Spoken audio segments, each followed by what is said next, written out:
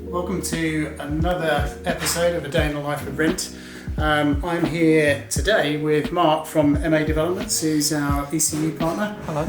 Mark's been doing some work with us. Well, Mark initially started working with us as we put the ECU into this car, and we put a preliminary map in so we could get it running. And then Mark's back today so we can upgrade the map, take it to the next level a little bit, and then we'll be running in the car over the next 500 miles or so. So, Mark, do you want to explain a little bit what you do with the mapping and the custom maps that you work with us on? It's just obviously calibrating each engine so it runs the best we can.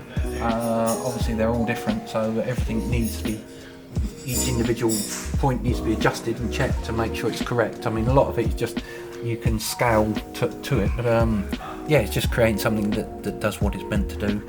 Add all the safety features that you can and get it to run nicely. Yeah, so lots of software on there. How long does it normally take to... Is that how long is a piece of string question, is it? Yeah, some engines are easier. If you've done lots, then it's relatively quickly. But if you're doing each run, normal aspirated engines take a little bit longer. Turbos seem to be a little bit easier for me because we've done lots of them. So you see every point needs to be checked and changed and adjusted so that it drives the best as it can. Great, thanks for that. Looking forward to taking it out again once it's got its new map.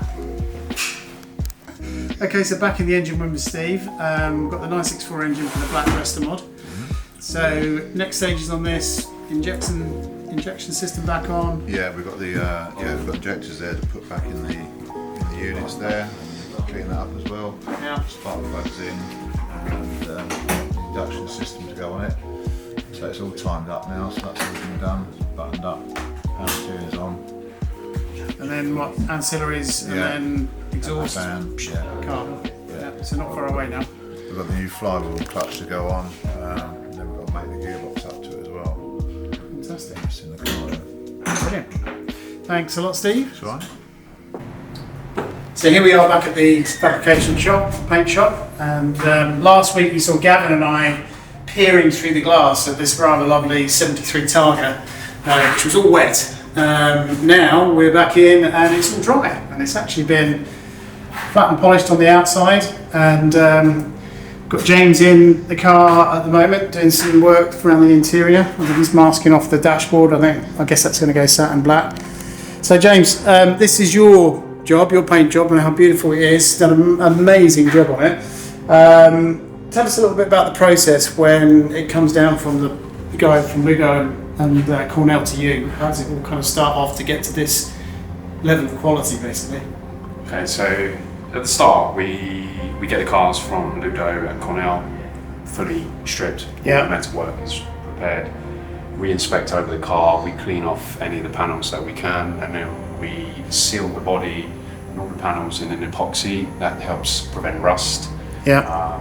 And then after we've done that, we key up the whole car and apply a spray polyester.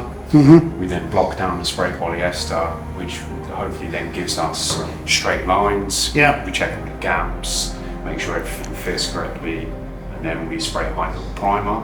After we've sprayed the high level primer, we then obviously we block the car down in a finer grit paper ready for paint application. Mm-hmm.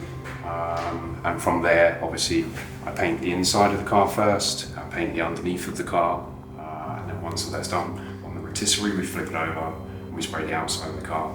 And that's what you saw last week. I just finished painting the outside of the car. Yeah. And then I just spent my last couple of days flattening and polishing the outside. Now I'm just doing a couple of detailing parts, getting a few bits like the dashboard here black before I send it off to you guys. Amazing. I mean, I know the customer watching the video, and when you see a finish like this, and certainly, from talking to Brian, and back in the day when these came out, their factory from Porsche, they were nowhere near this level of finish. So effectively, what you guys do is actually take something and make it better than when it comes out of factory in the sense of the finish, and it's just absolutely stunning in silver. So, well done you. Thank you. Cheers. Well done.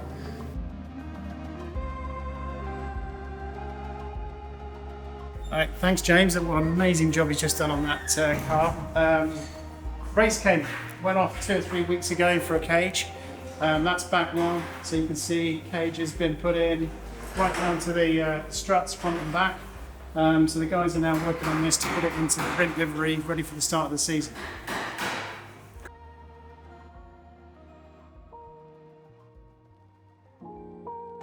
Right, so we're back with Cornel. Last week you saw Cornel working on the floor pan of this car. Big holes, wasn't there? So it's pretty much finished now on the floor pan, and now you've moved on to the rear arch. So this car, as we said last week, it's going to be wide-bodied. Yeah. So it's a narrow-bodied Targa. It's going to be wide-bodied front and back, and we've got the first rear arch on, right? Yeah, his first one is on. Also, all the gaps are done with seal panel and everything. Now I was just looking to weld everything up.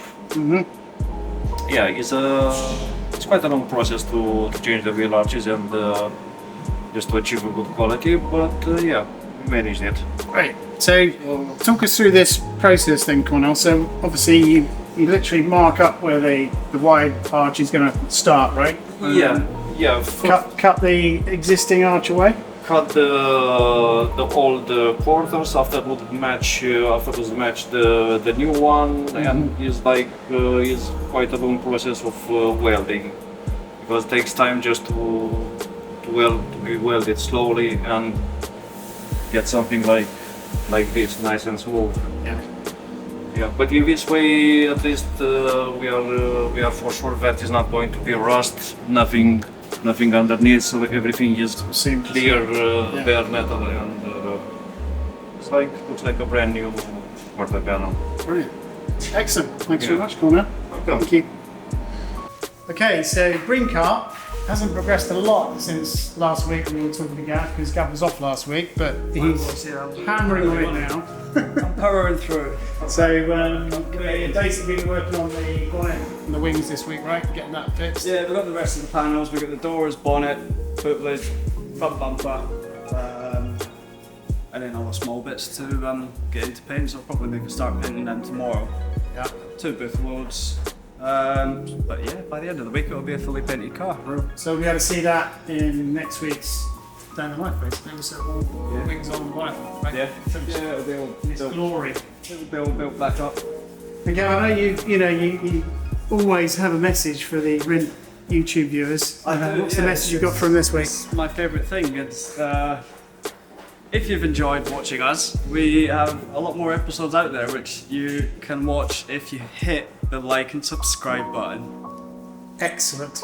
Thank you very much, Gav.